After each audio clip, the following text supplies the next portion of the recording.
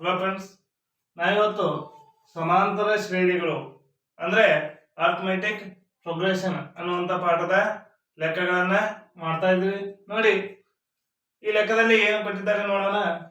A is equal to 7, A 13 ಅಂದ್ರೆ A 13 35, D is equal to ಎಷ್ಟು, S3 S13 is equal to ಎಷ್ಟು. ಅಂದ್ರೆ ಎ ಅಂದ್ರೆ ಏನರ್ಥ?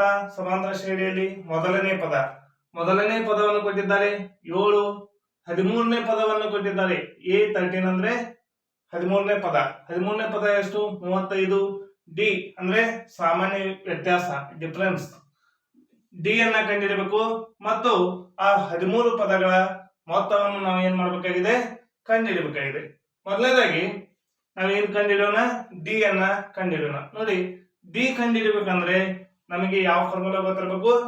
ಎನ್. ಯಾವುದು? N. N is equal to a plus n minus 1 into d. ಹೌದಾ? ಈಗ ನೋಡಿ, ಇಲ್ಲಿ ಏನು ಗೊತ್ತಾಗಿದೆ ನಮಗೆ? ಎ ಇಸ್ಕ್ವಲ್ ಟು 7, ಎ ಗೊತ್ತಿದೆ. ಹೌದಾ? ನನಗೆ ಡಿ ಗೊತ್ತಿರ್ಬೇಕಂದ್ರೆ ನನಗೇನು ಗೊತ್ತಿರ್ಬೇಕು? ಇಲ್ಲಿ ಎನ್ ಗೊತ್ತಿರಬೇಕು. ಹೌದಾ? ಎ ಗೊತ್ತಿದೆ. ಹಾಗಾದ್ರೆ A13 ಅಂತೇಳಿ ನಾವು ಏನು ಬರ್ಕೊಂಡ್ರೆ ಎನ್ ಇದ್ದಲ್ಲಿ ಏನಾಗ್ತಾ ಇದೆ? 13. N is equal to 13. ಹಾಗಾದ್ರೆ ಇದೇನಾಗುತ್ತೆ? 13 ಆಗ್ತಾ ಇದೆ. ನೋಡಿ, A13 ಇಸ್ಕ್ವಲ್ ಟು ಎನ್ ಇದ್ದಲ್ಲಿ ಏನಾಯ್ತು? 13 ಆಯ್ತು. ಎ ಅಂದ್ರೆ 7 ಪ್ಲಸ್ ಎನ್ ಅಂದ್ರೆ ಎಷ್ಟಾಯ್ತು ಈಗ? 13 ಮೈನಸ್ 1. ಡಿ ಗೊತ್ತಿಲ್ಲ, D ಕಂಡುಹಿಡಿಬೇಕಾಗಿದೆ.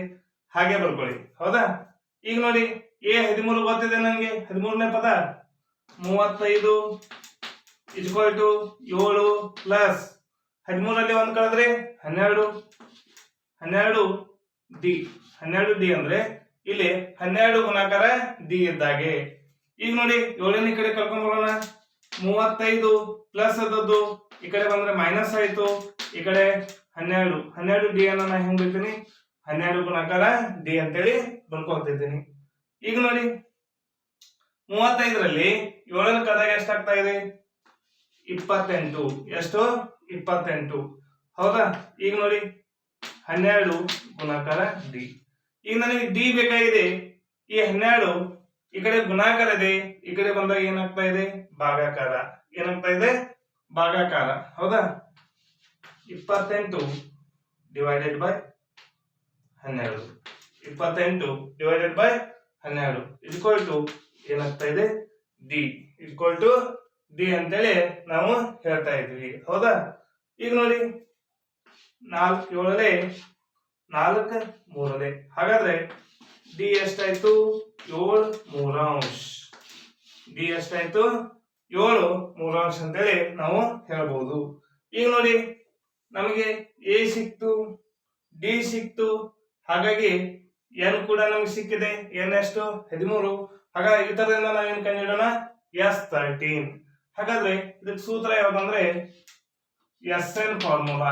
SN is equal to n/2 divided by 2a plus n minus 1 into d ಅಂತೇಳಿ ನಾವು ಬರ್ಕೋಬಹುದು. ಈಗ ನೋಡಿ, n ಅಂದ್ರೆ 13, 13. n ಅಂದ್ರೆ ಎಷ್ಟಾಯ್ತು? 13/2. ಈಗ ನೋಡಿ, 2 ಗುಣಿಸು ಎ. ಎ ಎಷ್ಟಿದೆ?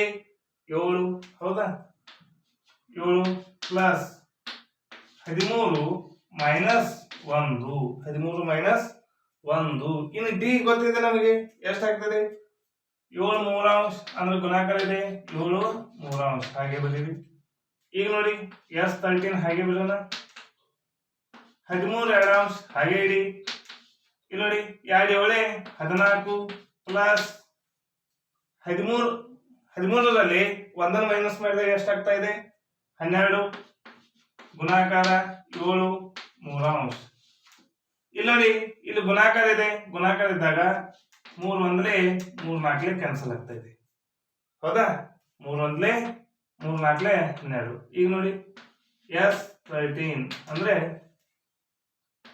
13 ಡಿವೈಡೆಡ್ ಬೈ 2 ಈ ಒಳಗೆ ಏನು ಉಳಿತಾ ಇದೆ 14 ಪ್ಲಸ್ 4 ಗುಣಾಕಾರ 7 4 7 ಎಷ್ಟು 28 4 7 ಎಷ್ಟಾಯ್ತು 28.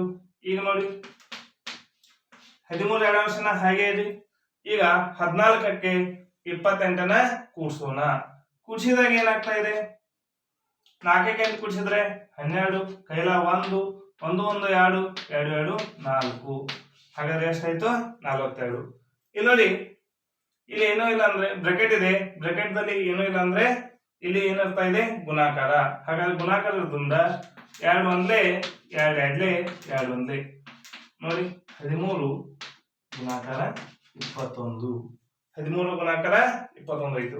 ಈಗ 13 ಗುಣಾಕಾರ 21 ಇದನ್ನ ಮಾಡಿದಾಗ ನಮಗೆ ಏನ್ ಸಿಗ್ತಾ ಇದೆ ಎಸ್ 13 ಅಂದ್ರೆ 13 ಪದಗಳ ಮೊತ್ತ ಸಿಗ್ತಾ ಇದೆ ನೋಡಿ.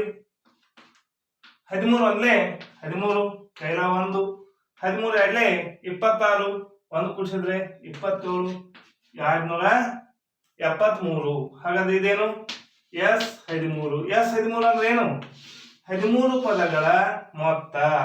ಏನು 13 ಪದಗಳ ಮೊತ್ತ ನೋಡಿ. ಮೊದಲನೇದಾಗಿ ಎನ್ ಫಾರ್ಮುಲಾದಿಂದ ಡಿ ಅನ್ನ ಕಂಡುಹಿಡಿದ್ವಿ. ಈ ಡಿ ಅನ್ನ ತಗೊಂಡು ಹೌದಾ ಏನೇನು ಎ ಡಿ ಮತ್ತು ಎನ್ ಉಪಯೋಗಿಸಿಕೊಂಡು S13 ಅಂದ್ರೆ 13 ಪದಗಳ ಮೊತ್ತವನ್ನ ಈ ರೀತಿಯಾಗಿ ನಾವು ಕಂಡುಹಿಡಿದಿದ್ದೇವೆ. ಈ ವಿಡಿಯೋ ನಿಮ್ಗೆ ಇಷ್ಟ ಆದ್ರೆ ಲೈಕ್ ಮಾಡಿ, ಶೇರ್ ಮಾಡಿ, ಸಬ್ಸ್ಕ್ರೈಬ್ ಆಗಿರಿ. ಹೀಗೆ ನಮ್ಮ ಎಲ್ಲ ವಿಡಿಯೋಗಳನ್ನ ನೋಡ್ತಾ ಇರಿ. Thank you.